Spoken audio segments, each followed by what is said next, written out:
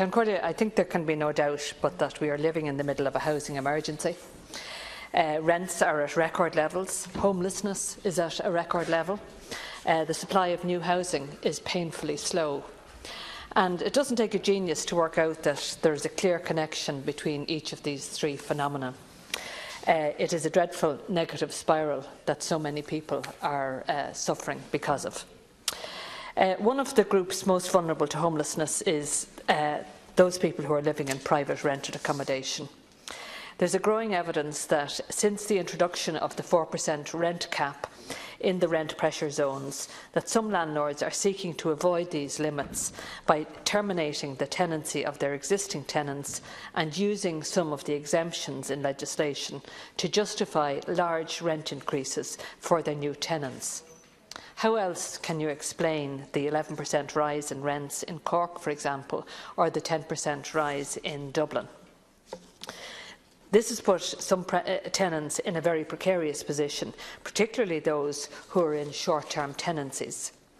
Under current law, a landlord is required to give a minimum of just 28 days' notice of termination to his or her tenants. This rises the longer the tenancy is in existence, but at 2.5 years into the tenancy, for instance, the notice period is still only 56 days. It is almost impossible in the current housing market for tenants or the homeless services that support them to find alternative accommodation with such short notices. The short notice period is undoubtedly a factor in the surge in homelessness. So the first item in this bill is to help to reduce the risk of homelessness by introducing a new minimum notice period of 90 days for all tenancies of less than 1 year duration and 120 days for all tenancies between 1 and 5 years duration. This would bring Ireland into line with countries such as France, the Netherlands, Sweden and Germany, where generally a minimum notice period of 3 months or more is required. The second proposed change in the bill is to address one of the anomalies in the legislation that set up the rent pressure zones. At the moment, there is no way in which a new tenant can test whether or not the 4% cap is being applied correctly by their landlord. Section 3 of the bill provides that new tenants would have access to details of the amount of rent paid by previous tenants. This would ensure that there is a check available to tenants on whether or not the maximum rent increases charged in designated rent pressure zones is applied correctly.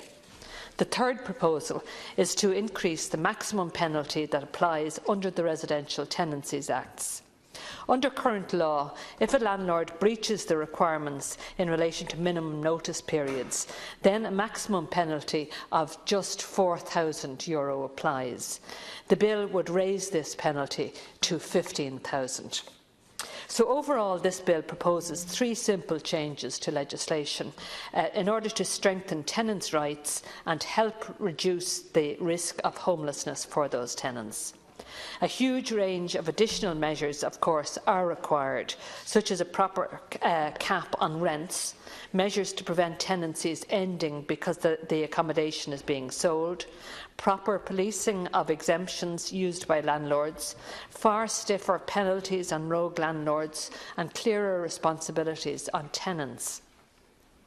We also, of course, need an efficient and timely dispute resolution system which is adequately resourced.